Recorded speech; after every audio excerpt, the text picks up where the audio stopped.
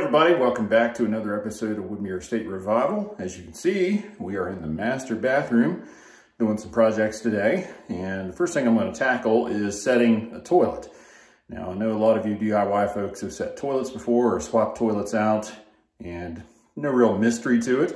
But for those of you that have never seen it done and some of the preparation that goes into doing it and then putting it together and getting everything assembled and all that, I figured I'd go ahead and cover it for you today. So we're going to be working on that first off, and then I've got a couple little trim projects to knock out here in the master bath, and then we're pretty much done except for our door unit. We're still waiting on that to be built. As I mentioned in the previous episode, we ended up going with a folding door, and so that's actually going to be pretty cool. We'll show you guys how that looks when it comes in. We're just waiting for our molding and woodworking folks to get that put together for us. So let me show you exactly what we got going on here, and then we're gonna get started with this project. So as you can see, Amber was busy. She got all of our trim painted. Got the window painted out, all the base and the shoe, all the crown. And we also got our lights and our mirrors installed this week. So those turned out really cool. We went back and forth, a couple of different kinds of mirrors and different kinds of lights, and finally settled on these. Amber picked these out, and they look fantastic. Throw out just the right amount of light, and the mirrors are kind of timeless, classic. I think are very well suited for this type of house. But yeah, she went ahead and got everything painted out this week. We do have a piece of trim that goes down, covers this joint between the cabinet and the wall here, and same on the other side. And then couple of small pieces of shoe that will go across the bottom of the cabinets here, but we'll wait to get those installed until we get our new door unit in. We've got Quality Woods, our local millwork place, putting that together for us. And that's gonna look really good once we get that done. All right, so the toilet goes over here in this corner. And as you can see, we got the closet flange on the floor there, and then we've got our stub out for our supply valve. Now the closet flange is not installed yet, so that's the first thing we got to do. And typically, if you can, you want your closet flange to sit on your finished floor. And the reason you do that is that ensures that you get a good seal between your toilet and the flange. Now sometimes it's hard to avoid that. Let's say your plumber comes in and does your installation of your closet flange and all that sort of stuff. And originally you were putting sheet goods down, and then you came back and you decided you were going to do tile. Well, if your flange is already installed and everything, you can't necessarily cut it loose and then put a new one in on top of the tile. So they do make extension rings that you can actually hook onto your existing ring to raise that up a little bit. And that's the preferred way to do it. Some people will stack wax seals together in an effort to get a good seal. But ideally, if you can, you want your closet flange sitting on top of your finished floor to make sure you get the best seal. So this is an OD flange, and it has this tab here that you just whack with a hammer and then pry out with a screwdriver once you're ready to go. The nice thing about that is you don't have to stuff rags or anything down in it to keep sewer gas from escaping while you're finishing up everything else. So you just get it installed, and then you whack it with a hammer, pop that out, and then you're ready to install your toilet. So we need to go ahead and do our primer and our glue and glue this thing in place. But before we do that, we want to mark our holes for our screws that go down through the flange into the subfloor. I've got a marker laying there. We'll use a permanent marker to do that. And then we're going to use a special masonry and tile bit that will go down through this, get us down to the subfloor, and then we'll use some good coated construction screws to make sure they don't rust out later on. So popping the flange out, you can see our stub out, our 3-inch stub out there. And everything's kind of cleaned out around it already. It's ready to go. We got plenty of clearance there, so this thing will just drop right down in there. So we'll just, like any other connection, you'll just clean it with the solvent. Apply glue liberally, and then go ahead and slap that thing down in place, hold it in place for a few seconds there, let it set up, and you'll be ready to go ahead and move on to the next step here. But I'm gonna go ahead and get my ring. So this thing kind of rotates. I love these flanges because you got this heavy duty PVC, and then you've got a stainless steel ring. The issue with some of the flanges that are all PVC is that this thing can bend. You know, if you're really trying to crank down on your toilet, sometimes it'll bend a little bit, or it can even break. You know, somebody falls and crashes into the toilet, that flange bolt can actually pull through that PVC ring and break that thing off. So these metal rings are nice. They're rigid, heavy duty. You get a good seal. You don't worry about them rusting through because they're stainless. So they're a nice setup there from Odie. So I'm going to take my marker and we'll go down through the holes to mark where the screws need to go. Then I'll pull the flange out and go ahead and make my holes with my drill. I want to make sure that this ring is clocked in the right direction. So your screws go down through these slotted holes. They're kind of keyed in there and then rotate. Same on the opposite side here, keyed and rotate. So you want to kind of get your slot into the 3 and 9 o'clock position. So you got some room for adjustment, but you also don't want to make it like this, because then your screws aren't going to have anything to hold on to. So you could screw this up if you're not careful. So ideally you want to have yourself about right in the middle of this slotted area. That way you got a little room to wiggle. And if you're super anal, you can actually take a T-square or a square and go across here and actually get yourself perfectly perpendicular to the wall. We don't have to get that crazy, so we'll just eyeball it.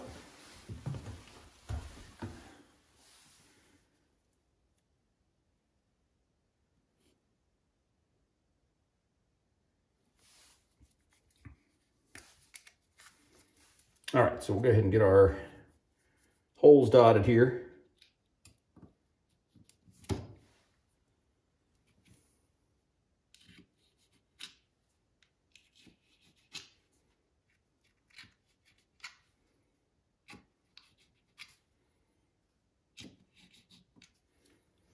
So now we've got our holes dotted all the way around there. We can go ahead and remove the flange and get the drill set up.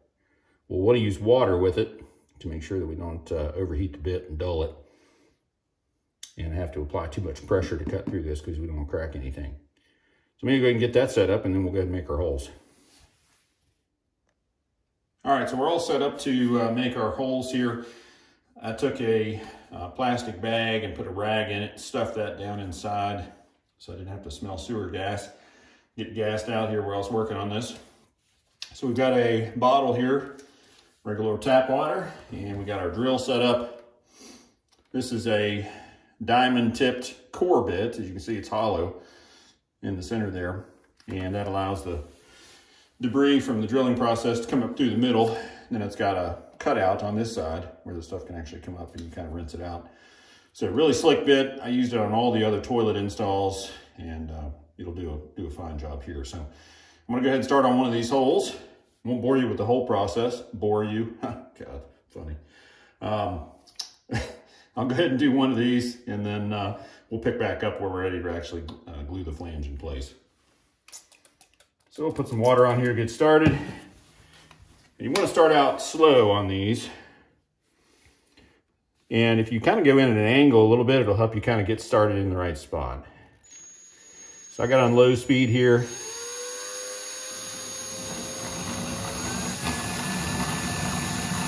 A little tricky to keep it in place. Just kind of go in at an angle and that'll help you get started, and then you can slowly straighten the drill up. So if I kind of wipe that away, you can see where we started, going in right here next to my black mark. And then we'll go ahead and kind of start standing the drill up and then go straight down through.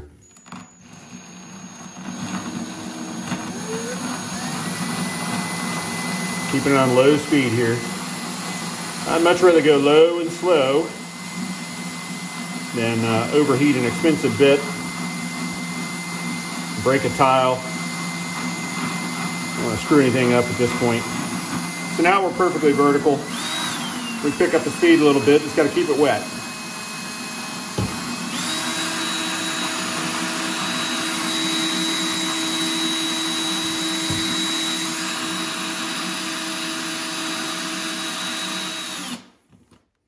stop every once in a while and check your progress. Just kind of sweep a little of the water out of the way, and you can see it's still just taking a core, and we're right over the center of that mark there. So that technique works really well when you kind of start in at an angle and then stand it up. It really lets you get centered up over that hole, and it just keeps taking a core out. Still got some water in the hole there, so let's go ahead and finish up this tile.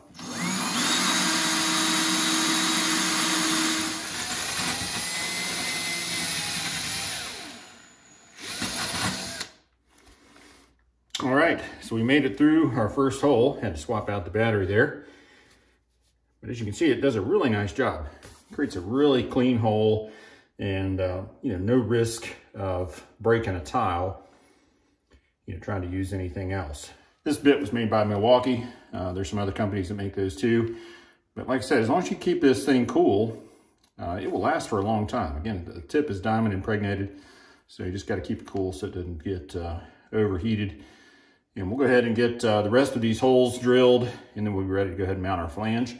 So I'll pick back up when we're ready to go on that. All right, so we got one more hole to drill. We got this one here we got to finish up. One of the things I wanted to mention is that when you're using this type of bit, it's really important to clean it out in between every hole.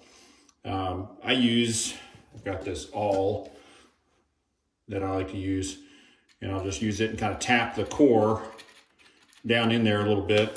And then I'll just take a piece of Romex and use the copper ground wire and then just kind of run it down through there and make sure that bore is good and cleaned out and that all the debris and everything comes out of the window on the bit there. If you don't, and I found this out the hard way, the cores tend to stack up in there, and then it makes it really hard to get that thing cleaned out. And really, to make it work well and keep it cool, the core dust and all that stuff really needs to pop up through and come out this window, and that helps keep everything working like it should. But as you can see, I got a little pile of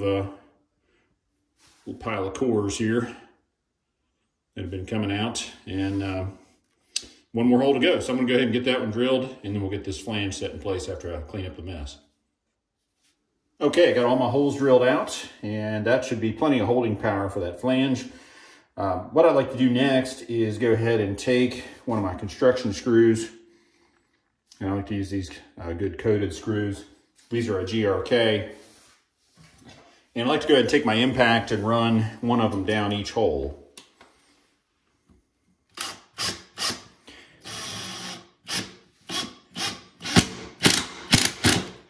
And go ahead and get it started biting into the plywood below.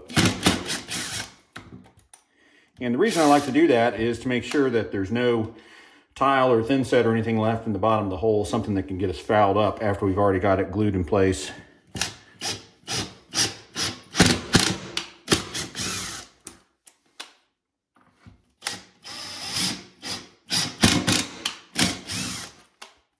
Just real quickly, just run them through. And we're just going through that Schluter Ditra and that last little bit of thin set. And starting to get into the wood.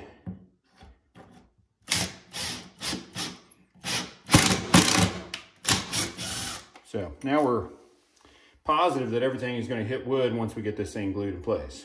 So makes me feel a lot better. Next up, we're going to go ahead and get our flange ready to go. So we'll have to primer the inside of this, primer the outside of the pipe. That's a little challenging considering it's down in the hole. But then we'll go ahead and add our glue onto the flange and the pipe and get it put into place. I'm gonna go ahead and pull this rag out of here and put up with the sewer smell for just a minute while we're getting the rest of this cleaned up and ready to rock. So let me sit down on the floor here and get in a better position.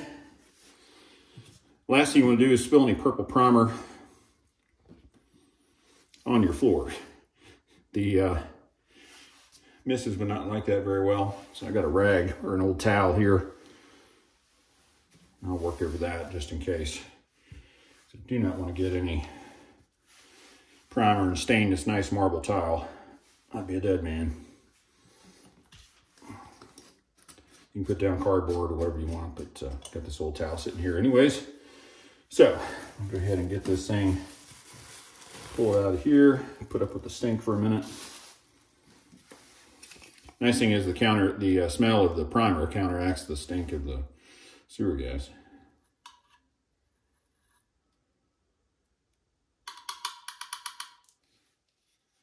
So go ahead and prime the inside of this. Get all the surfaces good and clean, ready for glue.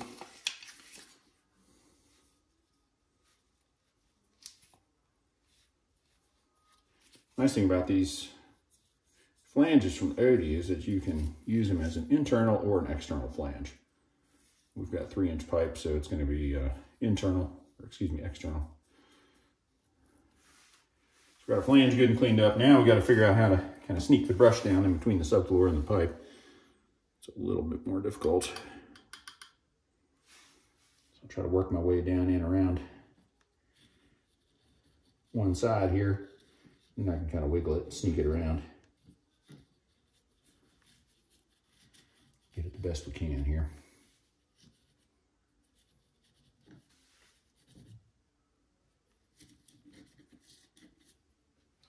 Just noticed a little piece of thin set has crept down in between the pipe and the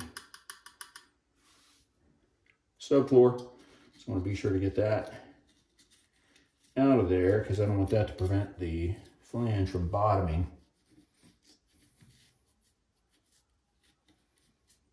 Get a screwdriver or some needle nose or something to get that out of there.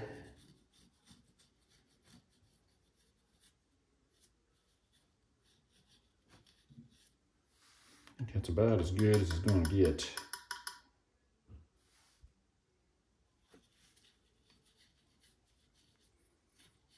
Nice thing is if you slop enough on the top, it kind of runs down the sides.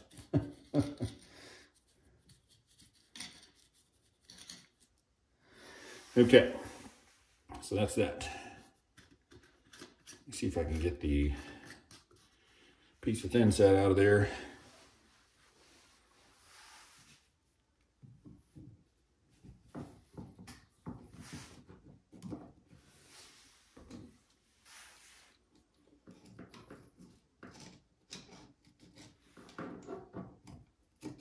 Got it.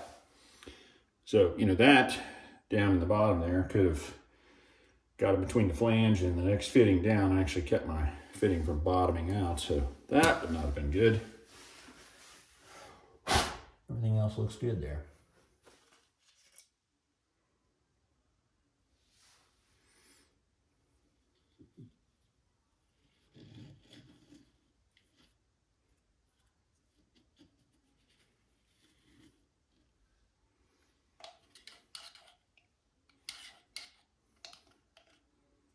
Use this thick stuff.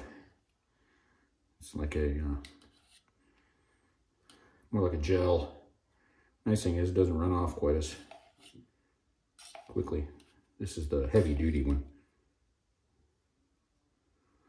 So it doesn't run off quite as quick. It's the medium duty.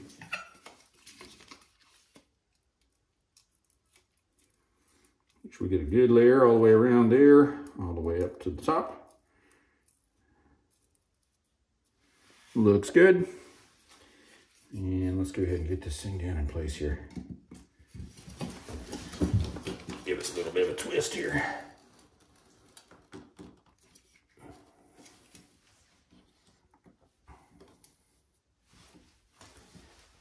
Okay. That's it. I've got my hammer and we'll pop the top out of that thing. Then we'll be ready to go ahead and start putting our toilet together after I get some screws run down through the flange here. All right, so let's go ahead and give this thing a whack here and we'll pop this top out.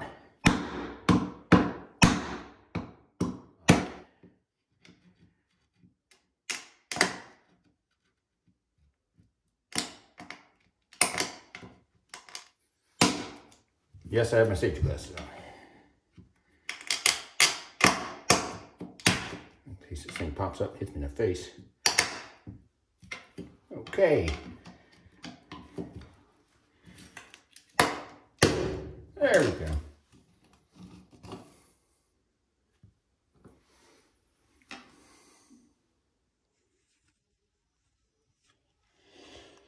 So interestingly enough, when I popped the center out there, I found that it had not bottomed out against the flange.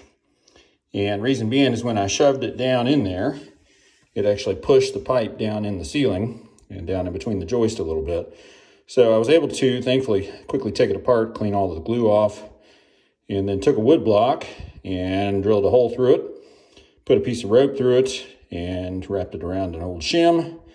And I could use that to hold the pipe up while I get everything glued together. So I'm just holding it right now, just letting the glue set. Once it sets for a minute here, I'll go ahead and take the wood block out of there. And it's still about a 1/4 inch short of bottoming out, but that's going to be fine. It won't cause an issue. Still plenty strong and won't leak. So we'll be done with that. I'll be able to go ahead and put the screws in and be ready to set the toilet finally. All right, we finally got our closet flange in place. That's a lot of fun, I tell you. Having to hold that pipe up and glue it and hold everything together and hold it long enough to get it to set and all that. What a pain in the butt. But got all the screws down through there so the flange is nice and tight against the floor. And we are ready to go ahead and unbox our toilet and start getting that thing assembled. Also have to hook up our supply line to our supply valve. That's going to be easy though. That's just a shark bite style valve, so it'll be pretty easy to get that hooked up. I'll do that here in just a second. All right, so we got our closet flange done. Now I'm going to go ahead and take care of the supply line. I just ran up to our supply closet and made sure that it was turned off.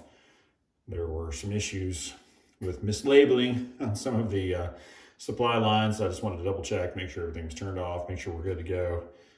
Last thing we want is a fountain coming out of this thing once we pop the cap off. So for close quarters like this and for making a clean cut, I like to use these little spring-loaded automatic pipe cutters. Pretty slick little things, but you just snap it on there and then turn it and it just cuts right through your pipe. So much easier than one with the big T handle where you got to get everything in just the right spot in order for it to work. This thing can just go round and round, so it's great for close quarters. So we'll do that, and then I've got just a pipe cleaner here. This is great for making solder joints, but also just for knocking off any paint or mortar residue or anything else before you put the shark bite on. And I'm going to take a little sanding sponge and clean the pipe up a little bit, since we'll have a little bit of it exposed above the floor, just to make it look good. So let me go ahead and snap the top of this thing off, and then we'll work on the rest of it here. I'll get this as close to the cap as I can.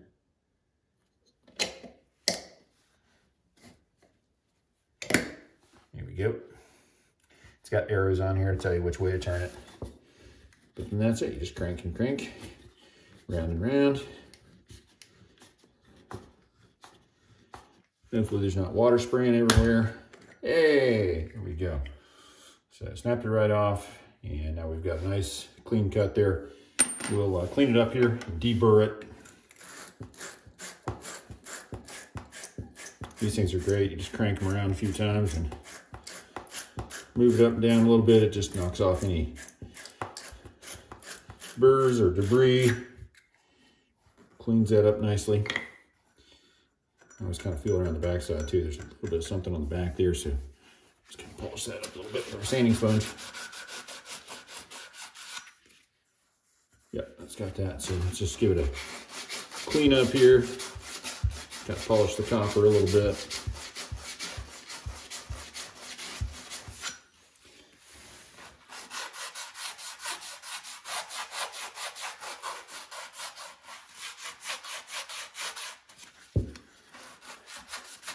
It'll eventually tarnish a little bit and come to a nice even color, but I always like to polish them up a little bit first.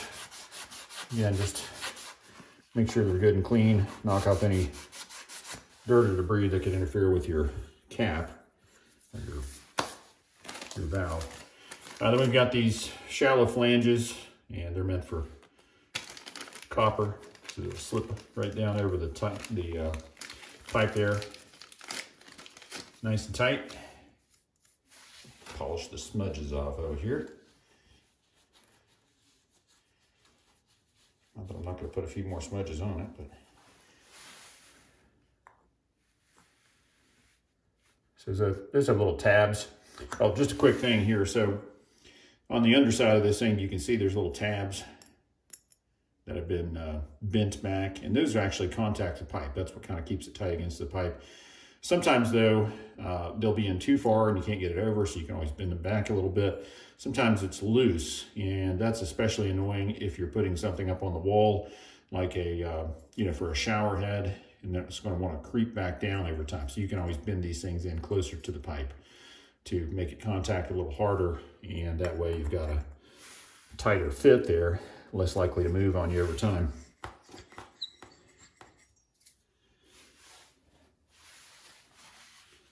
Let's clean that dust and stuff out of there. So now, will this thing go all the way down without contacting our shoe molding? Will we have to trim it? That's fantastic. So these are the kind of things you run into. Got these beautiful moldings, but unfortunately it doesn't allow for this thing to go all the way down nice and tight. So what I'll do is I'll just take it down as far as it'll go, and then I'll just mark it with my marker.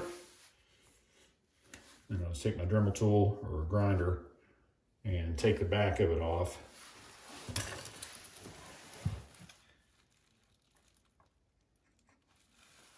So it'll fit down against there nice and tight.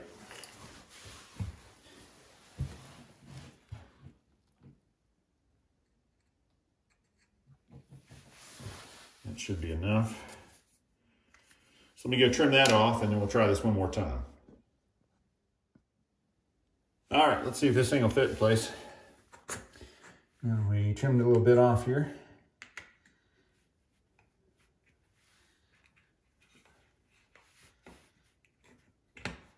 Ah, about that. So that looks really good. So we got that nice and tight now. Let's put our valve on. Always stinks with these shark bites. You get the valve on and you're like, oh, I forgot to put the flange on. Dang it. I'll take it back off again.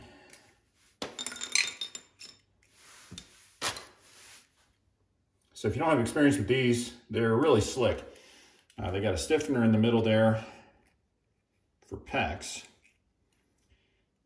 That's not really anything you need to worry about for cocks. So they've got teeth, if you can kind of see them down in there, that engage against the pipe when they slip over it.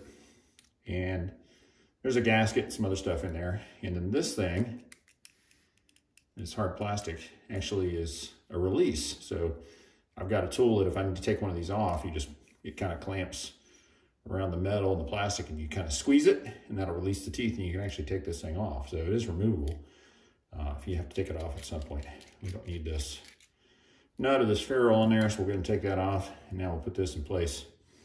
And I'm always real careful with these to make sure to get the stiffener started down in there first. You want to get that in there cockeyed. And then you just work it down every pipe.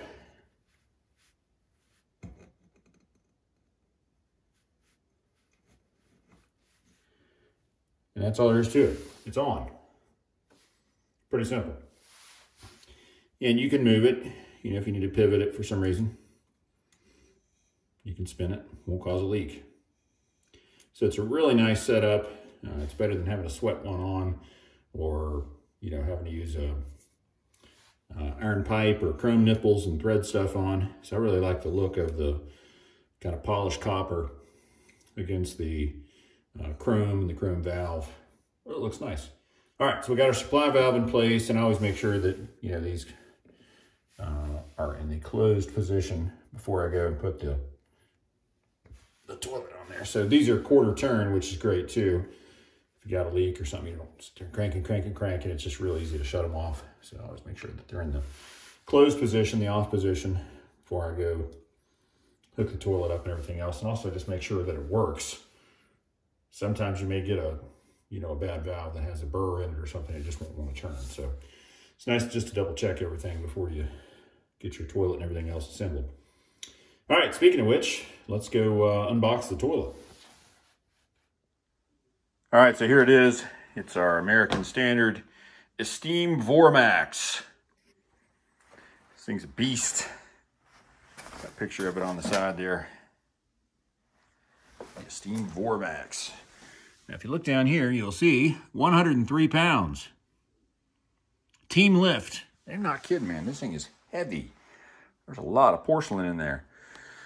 All right, so kids do video game system and computer unboxings. So let's do a toilet unboxing. What do you think? How exciting is that? Now you can hardly wait. I'm excited. I'm ready to get this thing out of the box and get the box out of here. I'm tired of looking at it.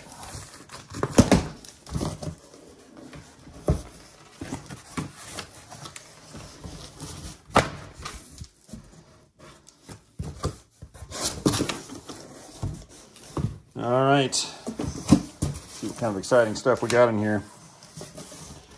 Pull this thing back a little bit so the stupid flap to fold down. Get that out of the way, tired of messing with it. All right, let's unbox this baby. What's in here? The tank. Oh man, it's nice looking, isn't it? They do a nice job with their packaging. Oh, they do a nice job. Yeah, so this, let's go and pop this packaging off here.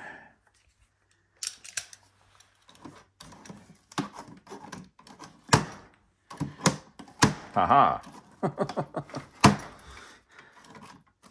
I swear that was a new blade the other day. All right, what do we got here? Nice toilet tank. And this Vormax system is pretty cool, the way it has kind of a supercharged flush. See how it's got the double flappers? And how awesome is that? So you can do a light flush, or you can do the Big Daddy. Get the double. So it's pretty cool. And then it's got just a traditional fill valve, just like everything else. But yeah, this double flapper system is pretty cool. And I think they've got a picture of it on the side of the box here, the way it works. Yeah, there you go. 2 times better, it says. Designed to maximize the power of water. The Vormax jetted scrub. So it's got this extra jet that comes around the side. It's supposed to kind of scrub down the bowl as it flushes. And then the other one down at the bottom, of course, to fire it down the trap there. So, pretty cool looking. So we'll test it out. It got an award. All right, so there's our tank and our flush system. So I can get that thing out of there. Not breaking anything. Okay. What else is in there? We got our lid, I think. Yep, lid's part of the bottom of the box. Nice. And of course the rest of the important stuff. Toilet base, and we've got our wax ring kit, hardware kit, instructions. Ha! Who needs instructions? I'll probably look at them. And then of course our seat. So there you go. So we'll start by getting the base, the bowl, and everything out of the box, and then we'll go ahead and flip it over and install our wax ring. We'll go ahead and mount our hardware over on the closet flange, and then we'll get the bowl set in place.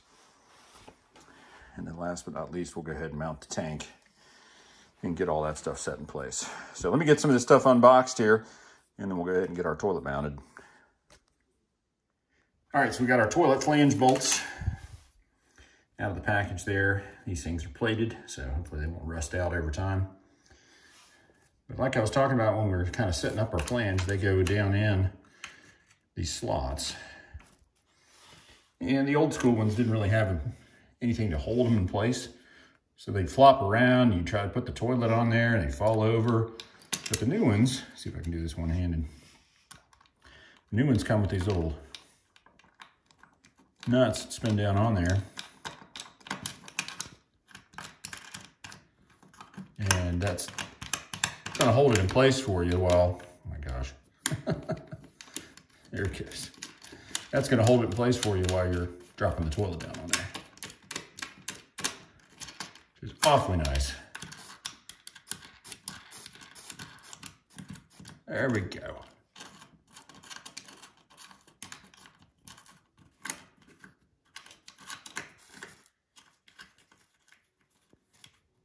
It's easier to do with 2 hands. All right, so we'll get those so that they're perfectly lined up. And this is a time too when you want to, you can break out a square again, kind of put it against the wall and square them up. Anything you do to kind of get things set up where you think you're gonna need them. The holes in the bottom of the toilet are slotted just a little bit, so you'll have some wiggle room, but you want to try to get them, you know, as centered up in the flange as you possibly can.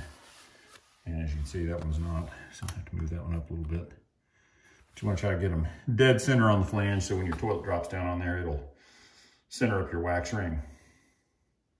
All right, speaking of wax ring, I'm going to go put the wax ring on the bottom of the toilet, and then we'll bring the base in here and sit it in place over the T-bolts there. And then this system actually comes with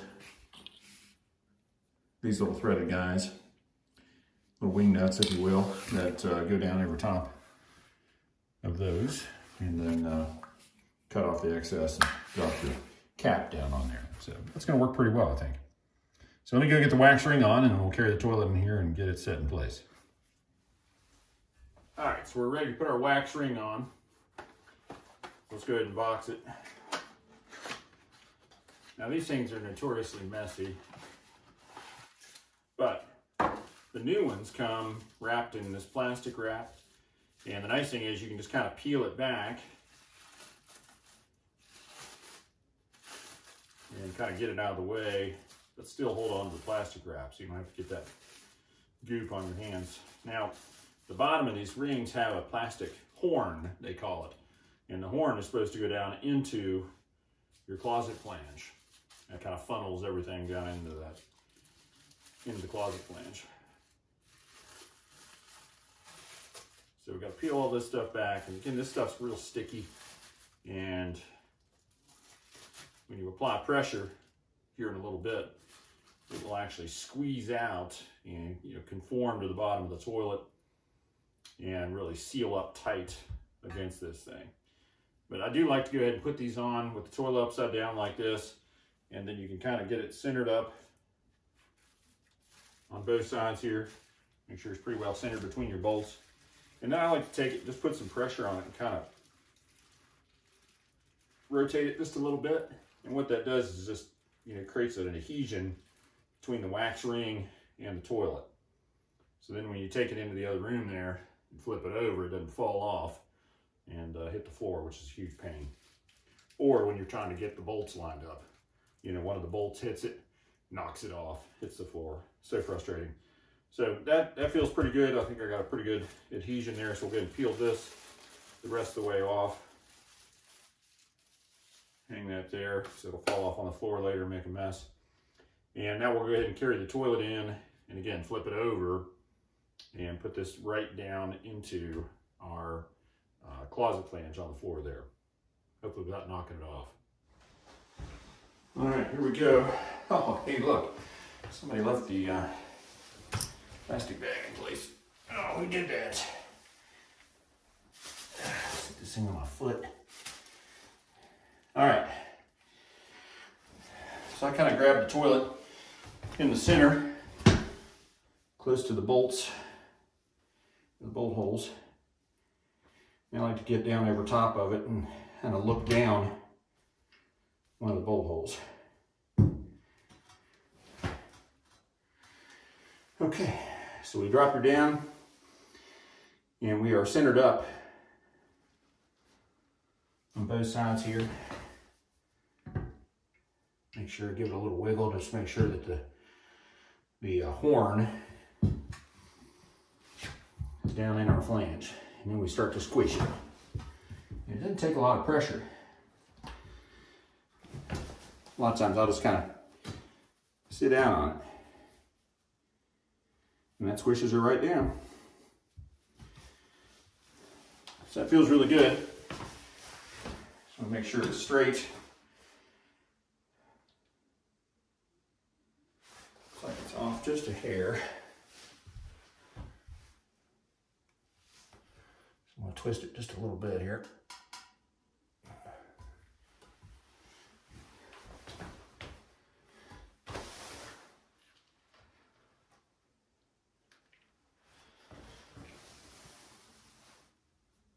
It's not rocking at all. That's awesome. That means the tile is good and flat underneath it. And you shouldn't have to shim it or anything. Just get it mounted. I'm going to beat a caulk around it. And it'll be done. But this looks pretty squared up here with my wall and with the side wall. Just kind of eyeballing here. You can get a tape measure and put a tape on it if you want to. Get real sophisticated, but you don't have to. All right, so it comes with these little plastic wing nuts, as I mentioned, and they've got a nub on them that goes down into the recess on the toilet here. So you spin those on so it makes contact. And then we'll do the same on the other side.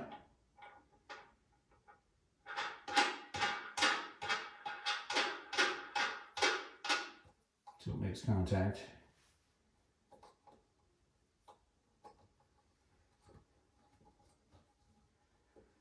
Okay, we're down. Now this thing's pretty flat on the ground already, but I'm gonna go ahead and sit on it. Again, sit a straddle, and then tighten while I'm sitting. You're just gonna hand tighten these.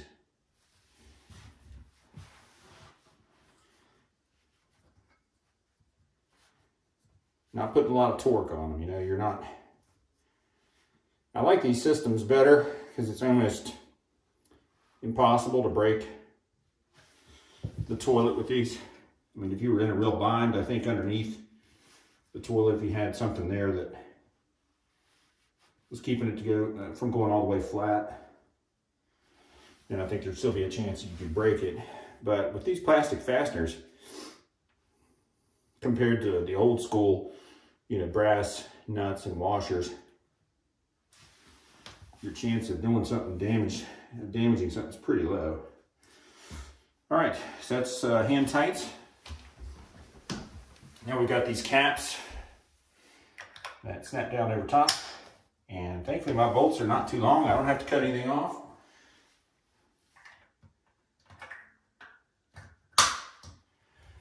I had my hacksaw up here and everything. I was ready to cut the tops off, but thankfully with this design, you don't have to. So that's looking really good.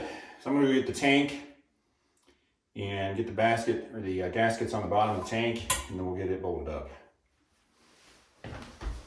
All right, we got our tank ready to go on. And the cool thing about these, and everybody does their stuff a little different, but this American Standard one comes with studs out of the bottom of the tank here. So everything's already hooked up here. You just have to drop the studs down through the holes on the bottom of the base there. So let me put this in place.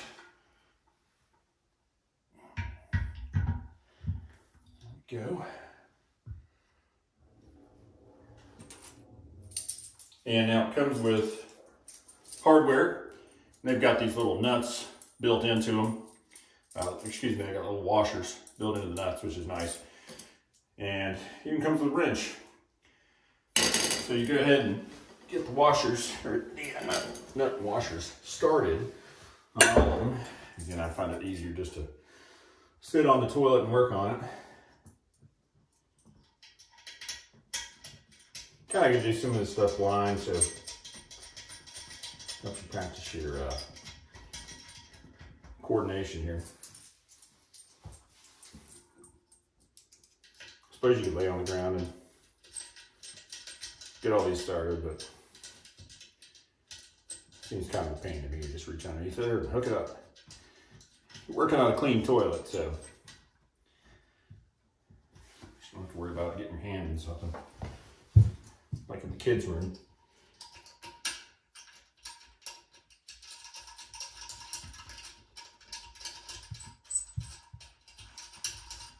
So you just get all these finger tight.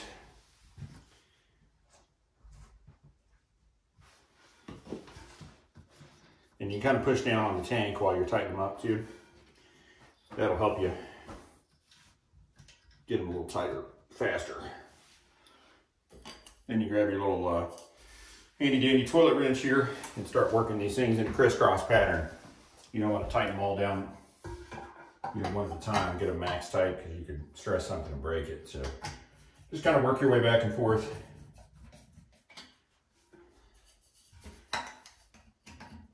It's a little tedious, but again, take your time with it so you don't screw something up.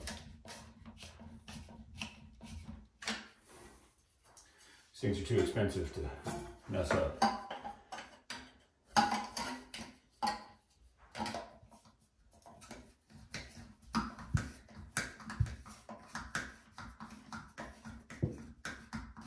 And what you're doing is you're compressing the gaskets that are already attached to the bottom of this thing, so you don't have any leaks.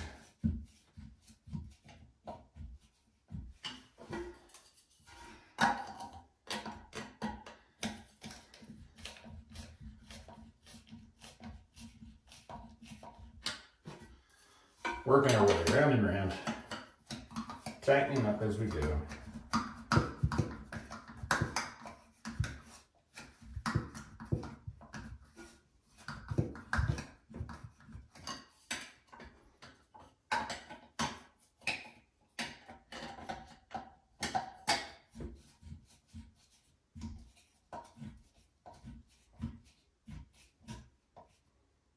And eventually it just kind of bottoms out. You'll hear porcelain hit porcelain. And that's as far as you need to go. Porcelain kind of crunches together there.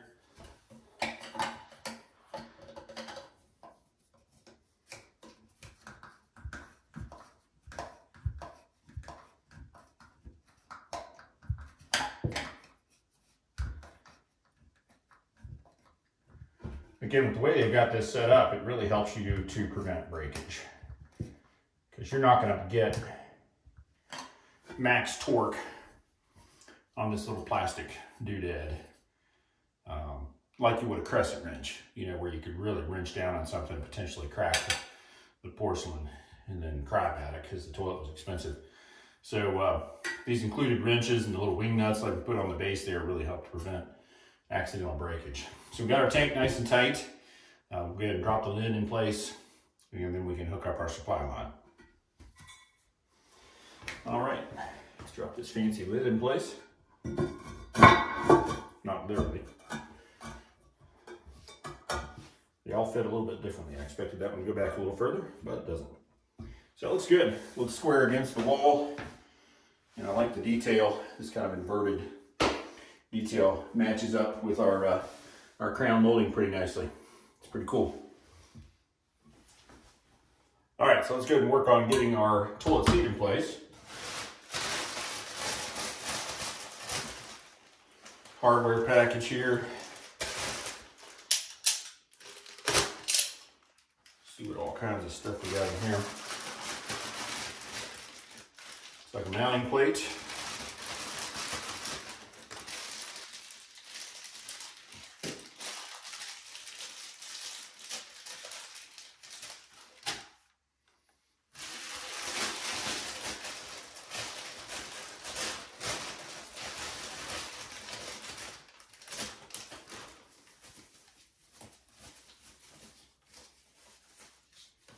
So the way these seats mount now is pretty cool. It's like a quick release.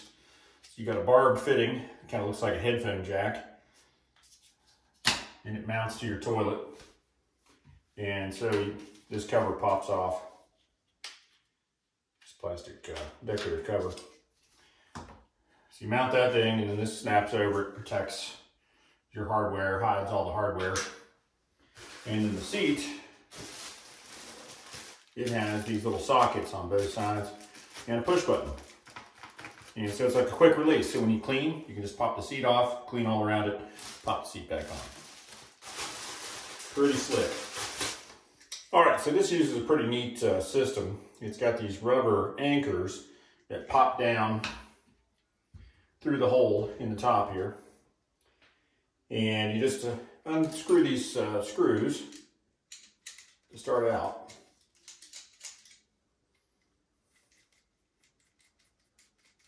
Leave them up just a little bit. And you're going to use those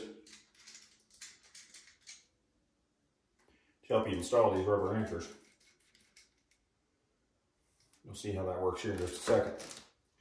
So we'll actually put a little soapy water on these. It'll help get this bulb down through there. So let me grab the soap.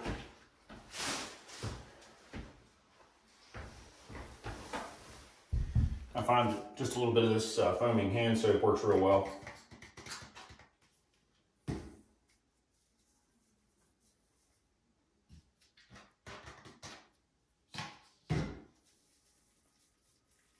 Okay, so we slick it up with a little bit of soap there. And you just work it back and forth until it pops right down in there.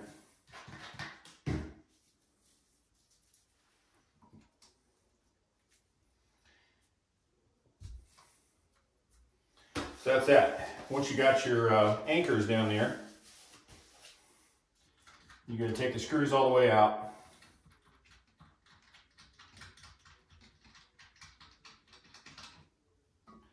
Put them up there where they'll be close at hand.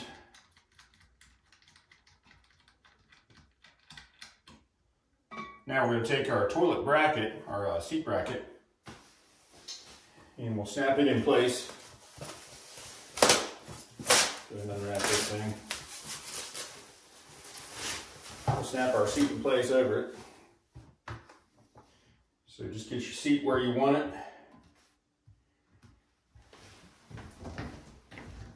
Tighten this thing down.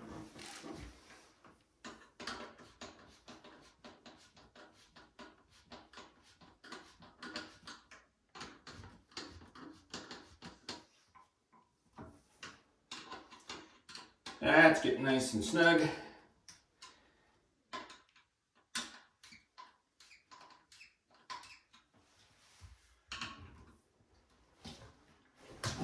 All right, so our seat looks good.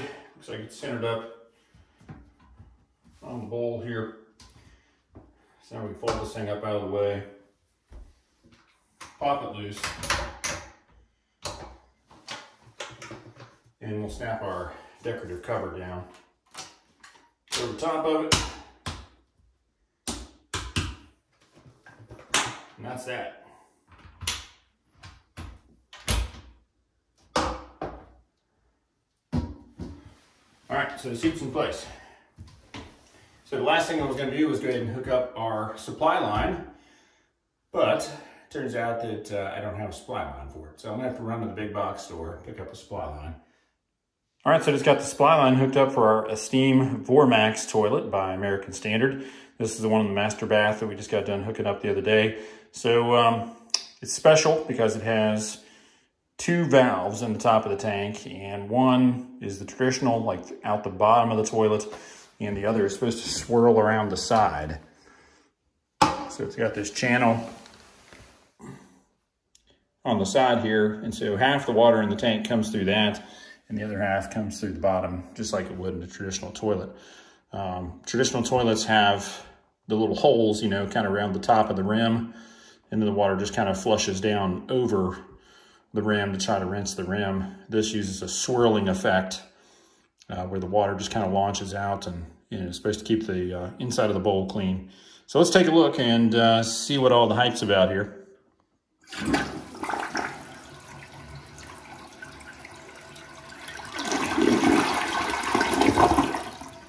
Okay, pretty cool. So you could definitely see the swirling water coming out of the top channel there, and it's swirled down around the inside of the bowl.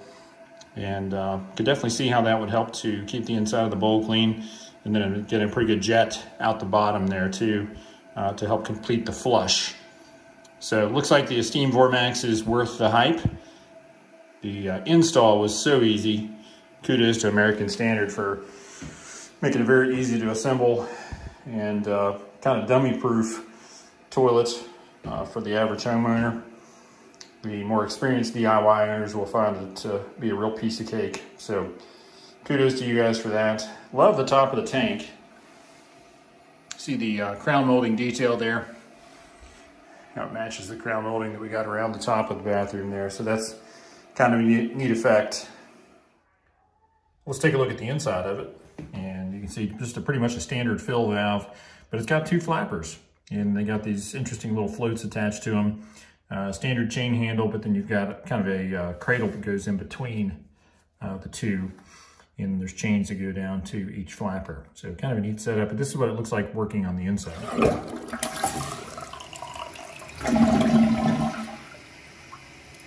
So pretty cool. All right, there you go. So high marks from me on the Esteem Vormax toilet. Easy to install, very effective, and looks real classy here in our bathroom. So looking forward to getting the rest of this bathroom together.